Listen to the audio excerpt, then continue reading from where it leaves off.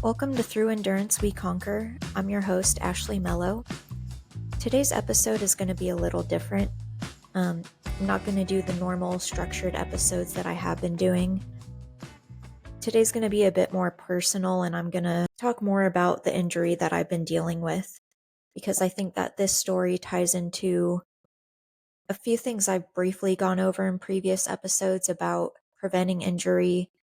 And it ties into the episode I want to put out next week about improving your running without running more miles. I was supposed to work on that last week, but I just got distracted with my own injury care. I finally, after months of dealing with this and delays with getting an MRI, finally got an appointment with an orthopedic doctor. I didn't notice until I got to his office that he wasn't an orthopedic specialist, he was an orthopedic surgeon. So that was my first clue that the appointment was not going to go well. I already knew from my MRI results that I did not need surgery, but I was hoping he could take a look at my knee and help me maybe find the cause of the bursitis or give me some kind of recommendation of care that I could get, whether that's a cortisone shot, physical therapy, something. But that appointment was not what I expected it to be. Instead of really giving me any information, the doctor kind of just brushed me off. His attitude was, well, I'm a surgeon and you don't need surgery. And he kind of insinuated that I don't actually have pes answering bursitis. He said if you actually had bursitis, you'd be in so much pain you wouldn't be able to walk into my office. He also insinuated that MRI technicians, they're just going through a list of eliminating things that they don't see. So I think what he was trying to imply was they only put bursitis because they didn't know what else to put, which doesn't feel right because I do have that pain. You can't argue away the pain that I'm feeling. And not only do I have it on the inside of my knee, which is that bursitis, but I do have some pain in the kneecap and on the outside, almost like it's towards the base of my IT band. And he said, if, again, his words, if you actually had bursitis, the pain would not be traveling. But my thought was, it's not just bursitis. I think I also have other things going on that are causing the pain in the other regions. But he never stopped talking long enough to let me get a word in edgewise. He also said, I look at the MRI, but I don't just go off of that. I go off of patient history.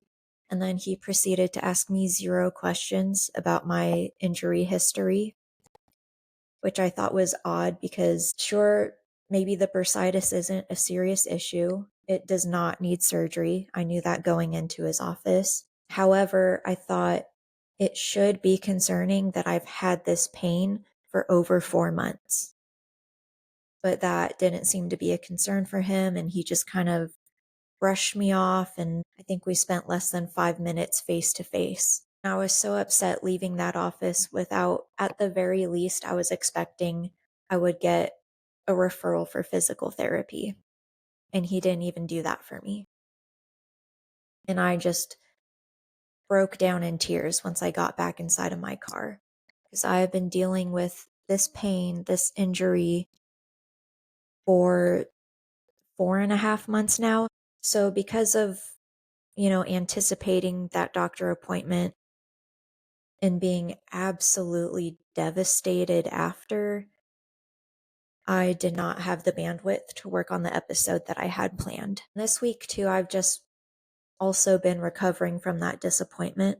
I was lucky enough to get an appointment with my primary doctor so I could ask her for a referral for physical therapy. So they are working on that referral, which is very weird because when I went in last year to ask for the first referral, they were able to just write me a prescription that I could take down to the physical therapist's office.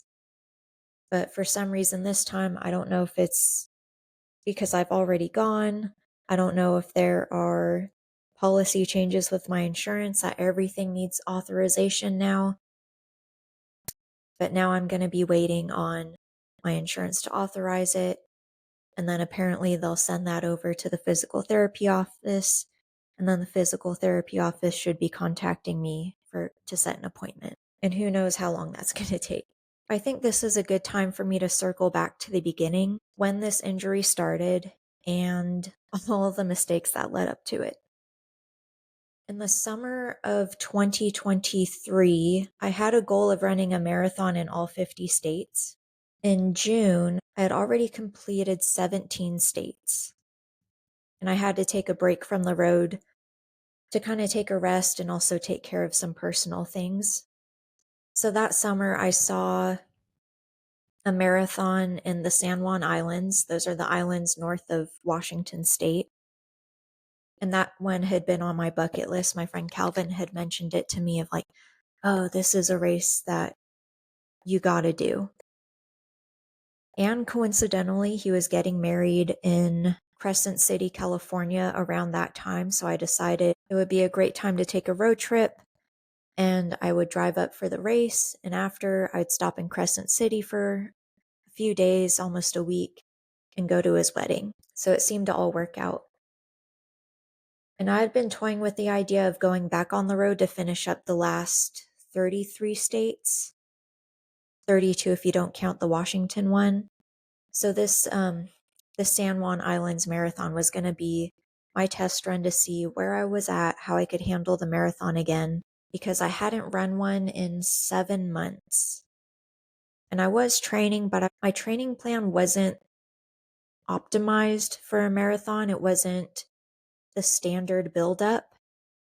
A lot of it was touch and go. And I think my longest long run only went up to 18, maybe 20 miles, which isn't bad. But for me personally, I like to build up to at least, to a 24-mile run just to give me that confidence. So I went, and the race was tough, but mostly because I broke one of my big rules. No matter what race I'm doing, whether it's trail or road, no matter how many water stations, I usually bring my own water pack just in case.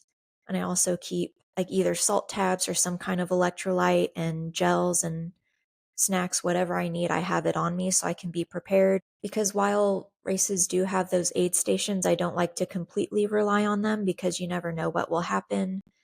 And this race was a good example of that. I definitely should have had backup water and electrolytes with me. That day was a bit hotter than I expected, and the Gatorade at the stations seemed a bit watered down, so I wasn't getting the right electrolytes and hydration. And that's why I like to bring my own, because you never know what the aid stations are going to have. And ultimately, no matter what's provided to you, I think it's always your responsibility to be as prepared as possible. And I broke that cardinal rule and I paid the price. And even though I suffered, I still finished. And after taking a few days to think about it, I decided to go ahead and hit the road and knock out the rest of those 32 states. Plus, there were 2 states that I needed to redo. I didn't get an official finishing time for Oregon or Missouri. Yeah, Oregon and Missouri I had to redo because I didn't get an official finishing time. So overall, 34 states, 34 races I had to do. So I researched all the upcoming races. I usually go to runningintheusa.com. I made a list of all the upcoming races, all of the states. It took several sessions of anywhere from 4 to 8 hours of sitting down and organizing. The smaller states that have fewer races, like Rhode Island, Delaware, I think Vermont was one of them too. I made sure to prioritize those. And then states that had lots of races, like Florida had a lot, New York had a lot to choose from. I would just go from the least common to the most common and get everything scheduled out. I know it's kind of, it's probably confusing how I'm describing it, but that's a lot it's a lot of information to sift through and organize and plan. But after several sessions of several hours, I got it all organized. I got it all planned out. And my original plan when I set this goal was to finish in Maui in their January race. And when I had to take a break from traveling originally, I thought, oh, that goal, that dream is not attainable anymore. Finishing Maui in 2024 was not attainable. But after organizing all of the races, I found It's going to be tight. It's going to be tough because there weren't many weekends off. The only weekends I had off were maybe 2 weekends in December around the Christmas holiday. Everything else had at least one race, and there were several weekends with back-to-back races. And I also knew with traveling too, you never know if weather conditions, road conditions, even injuries, if something's going to come up, that's going to derail you from the plans that you laid out. But I still decided to go for it.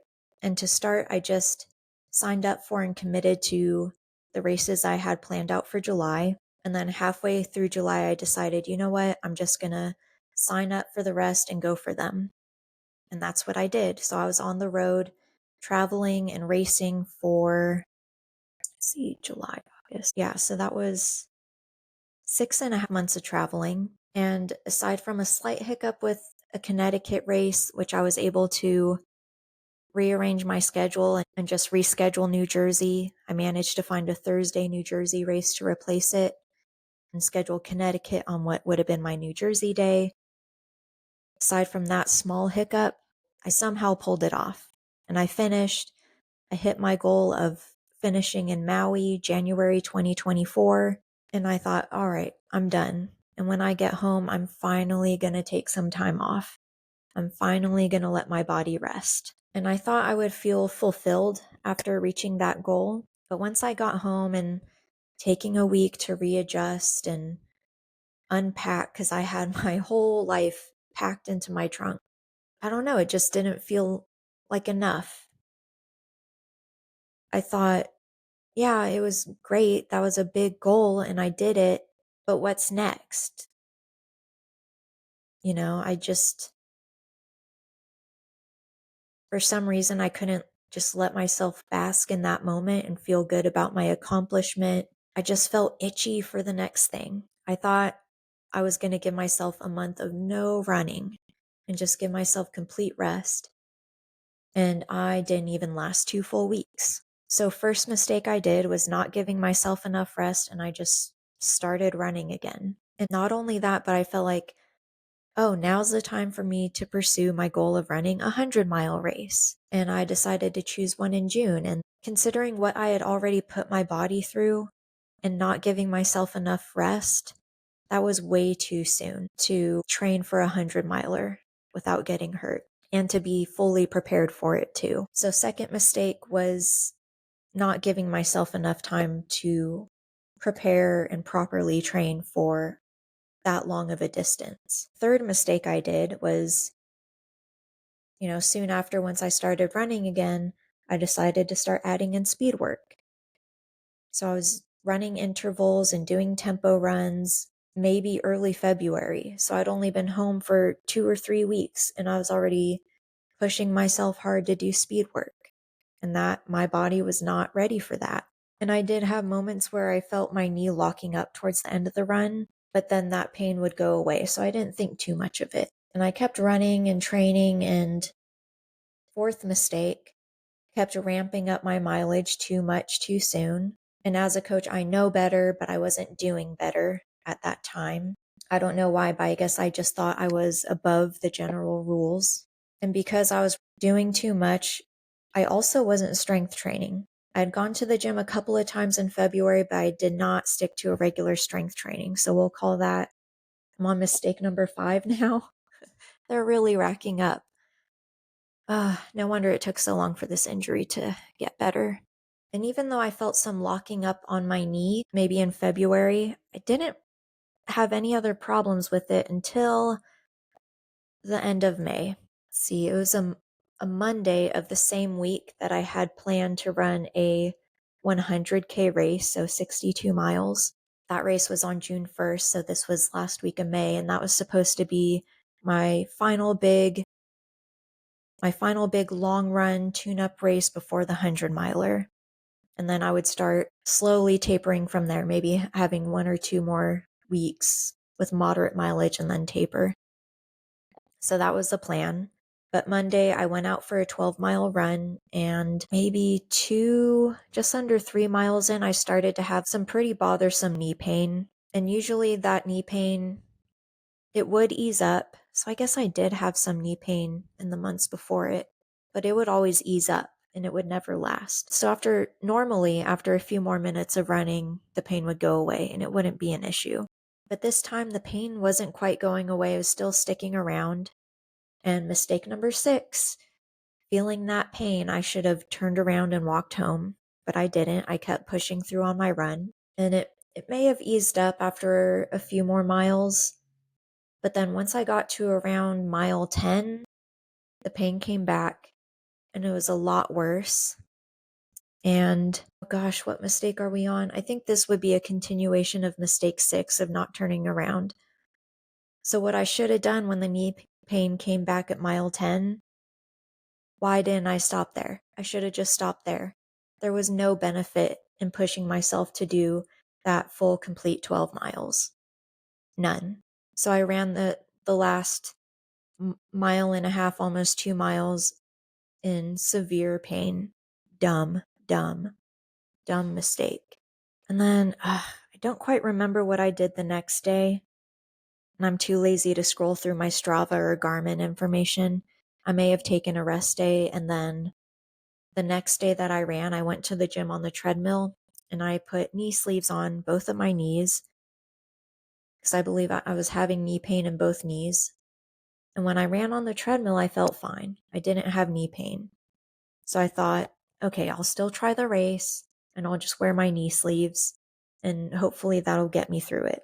So race day comes around, and I think a part of me knows that I should not have gone to the race. I should have just rested. Since my A goal was a 100-miler, I should have just rested and rehabbed and just not, I shouldn't have been at that race. But I still decided to go and try it. And I guess I knew I could always drop out if I needed to. And I felt good maybe the first 20 or so miles. I felt okay. I did get lost, so doubling back twice because I kept second guessing myself. I ended up doing almost 3 extra miles. So by the time I got to the aid station, I was getting closer to the aid station at mile 46, which was actually mile 49 for me because of all of my bonus miles. I did not study the map in the course. Big mistake. I don't know why I did that. I should have been prepared, especially since it was looped and a lot of the course kind of overlapped each other.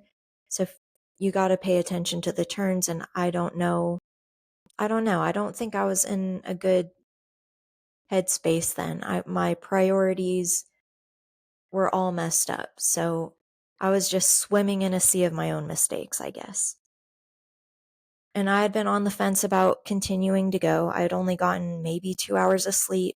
And I think it was about 5 p.m. at this time. And I didn't think I could do another, what was it going to be? Another 16, 17 miles and going through the night, being so tired. And my lower back was starting to hurt. I can feel my knees aching.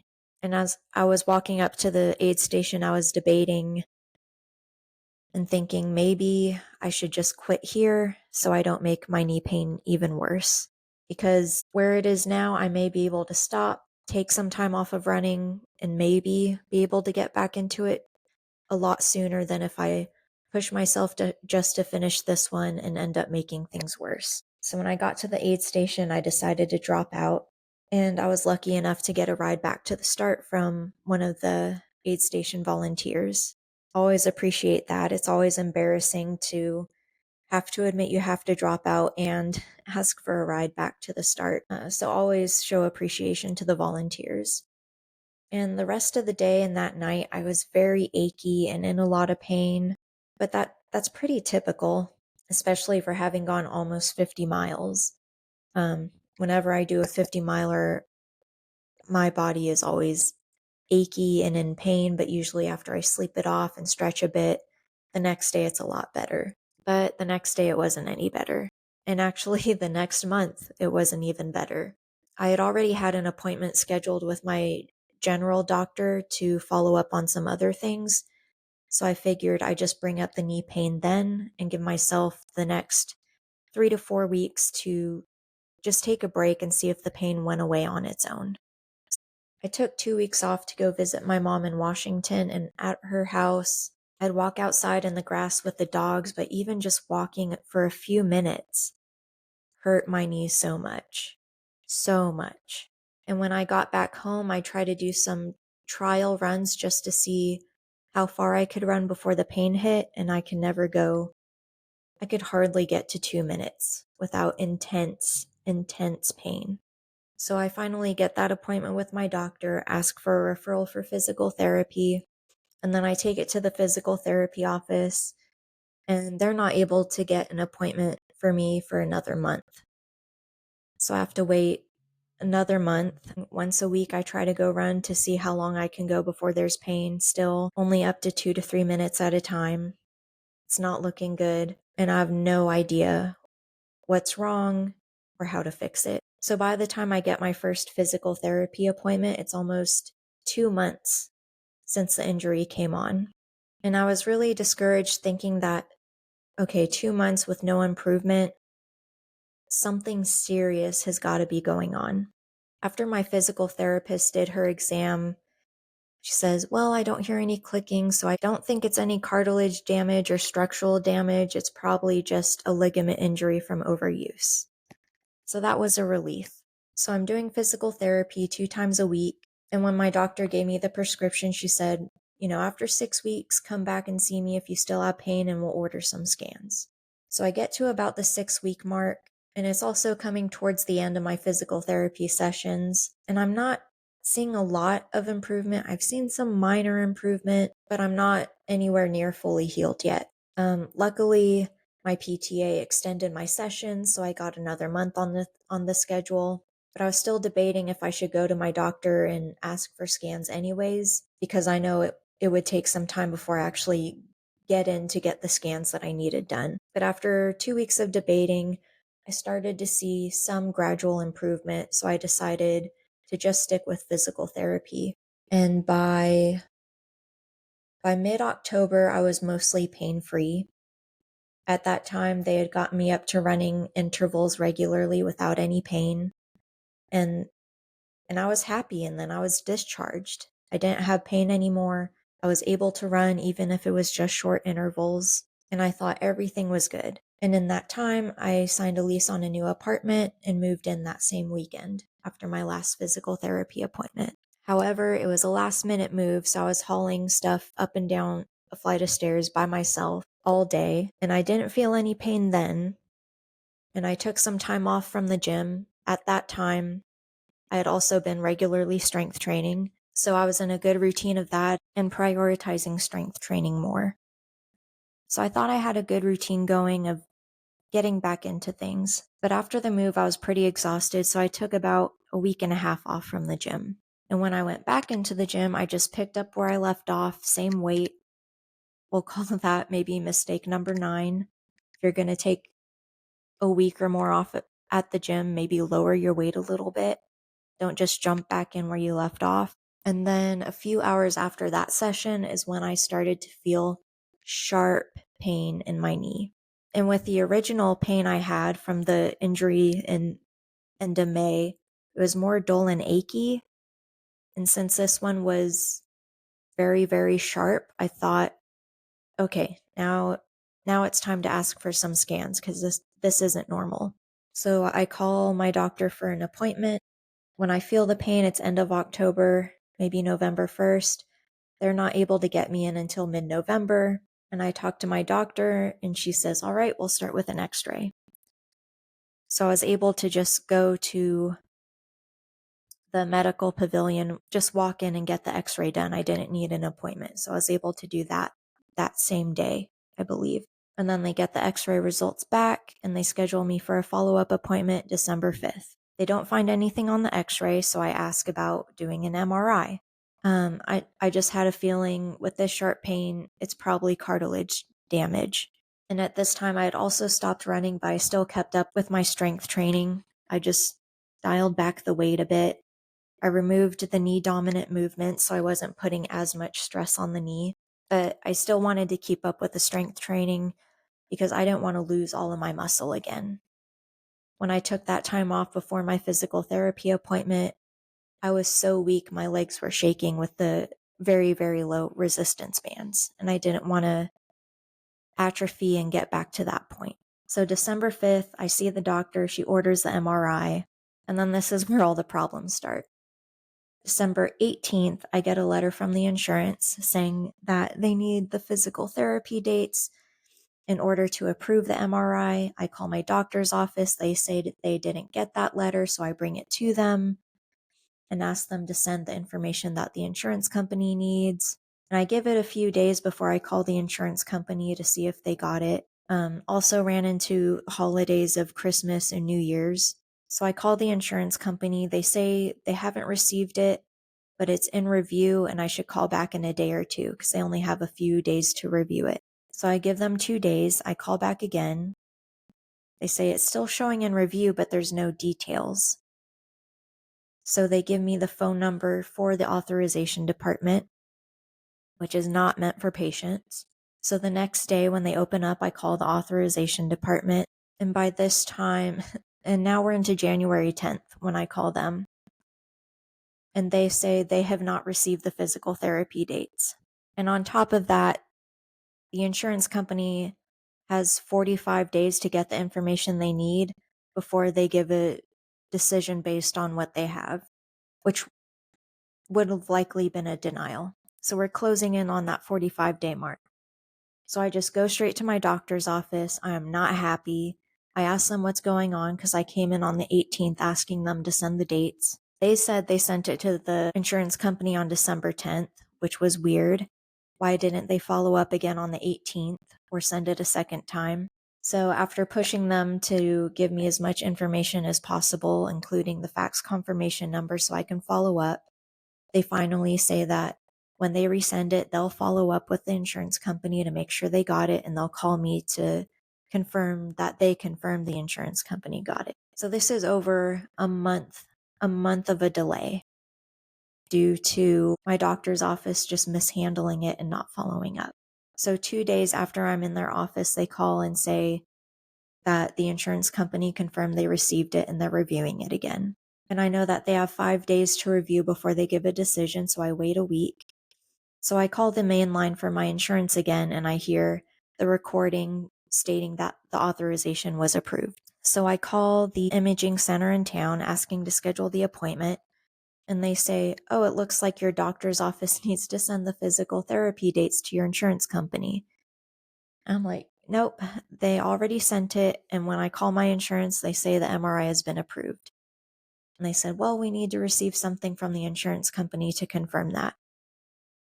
And I say, "Okay, well, will you call me when you get it to schedule the appointment?" And they said, "We normally don't do that." And I'm thinking, that's not what my doctor said. My doctor said they would reach out to me to schedule the appointment. So already I see that I'm being misinformed. So they say they'll leave a note that they'll call me if they get it. So I wait a few days. I try to call them back, but I get voicemail. So this time I decide I'm going to go online and try and set the appointment up. And when I go, I see the information that they need from my insurance company. So I just call my insurance company, get the referral codes and everything that they need, and just input it. And I finally get an MRI scheduled for February 5th. 2 months after it was ordered, I finally get the scan. In the meantime, I'm still having sharp, burning pain in my knee that is not letting up. And I'm making adjustments to my strength training to dial back on weight, make sure I'm not doing knee dominant movements that are putting stress on the knee. I've completely stopped running since November 1st. I'm only doing some walking. I'm doing everything that I can and that I know how to do to not have pain.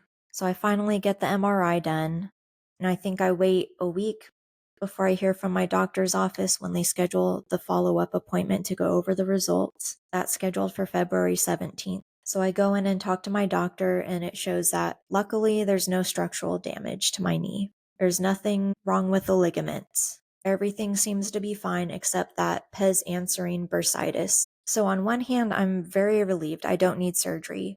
On the other, I am thoroughly confused because that seems like such a minor injury that it should have healed itself by now.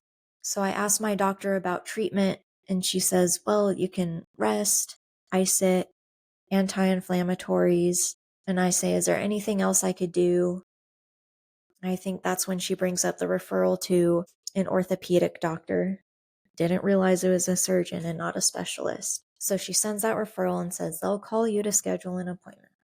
Okay, more waiting. So I had that appointment with the orthopedic surgeon March 12th last week, which led me to calling my doctor for a referral for physical therapy, but they had to see me in person.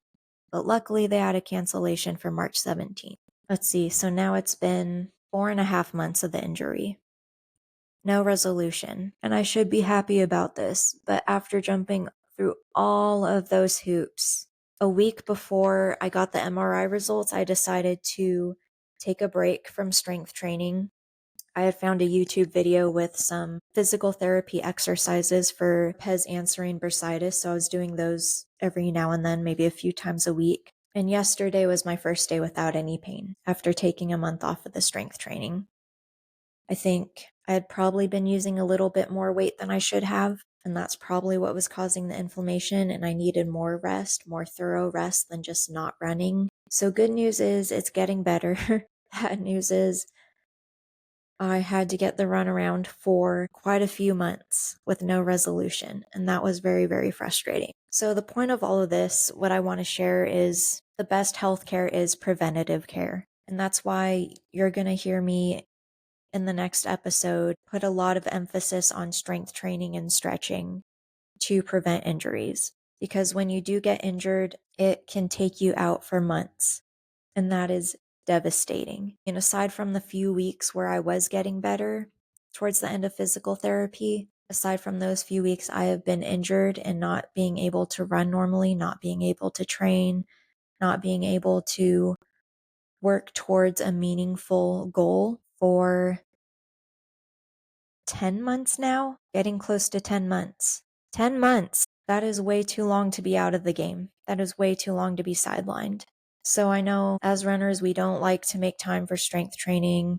We don't like to make time for stretching. You know, a lot of knee injuries I have read can be due to tight hamstrings. That's why stretching is important. You know, we don't like to make time for strength training and stretching, but I need you to weigh that against the cost of the time you're going to be sitting on the sidelines waiting for an injury to resolve itself if you don't make time for it. Because setting aside, an hour or two a week to do strength training, setting aside just 5 minutes after your run to stretch is so small in comparison to being sidelined for 10 months for minor injuries. I have a friend who tore his ACL and got surgery and has gotten back to his routine so much sooner than I have from these minor injuries. So make the time to do the stuff that matters to prevent these problems, especially since the healthcare system is so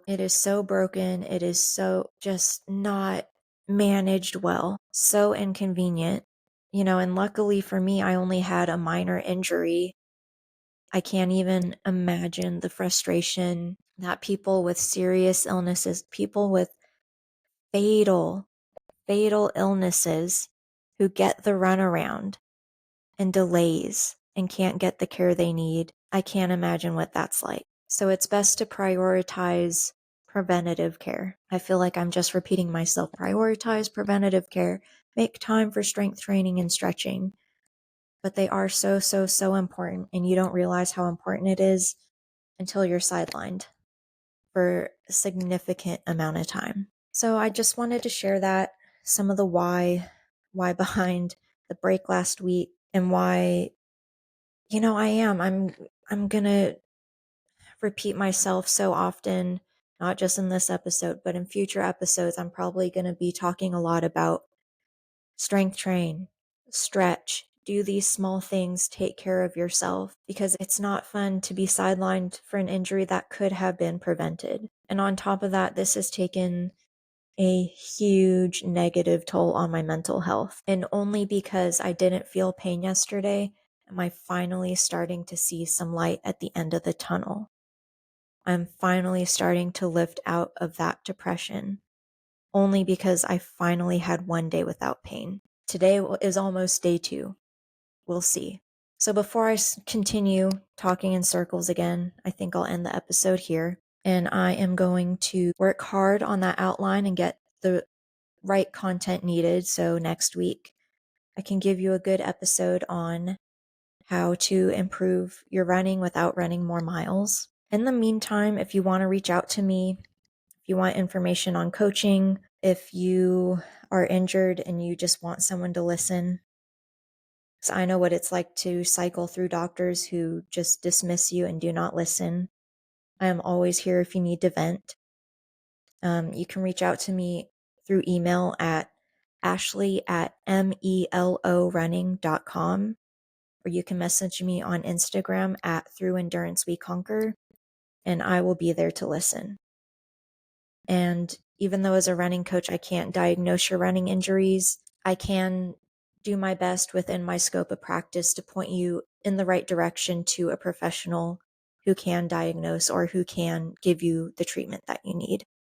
All right, so I look forward to working on next week's episode. Don't forget to subscribe, share the podcast with a friend, and, thank you for listening. I know this was a little bit different. I'm not a natural speaker, and I realize now that I do talk in circles a lot and repeat myself, probably drag things out a bit, so thank you for your time today. Keep showing up, trust the process, and remember, it's through endurance that we conquer.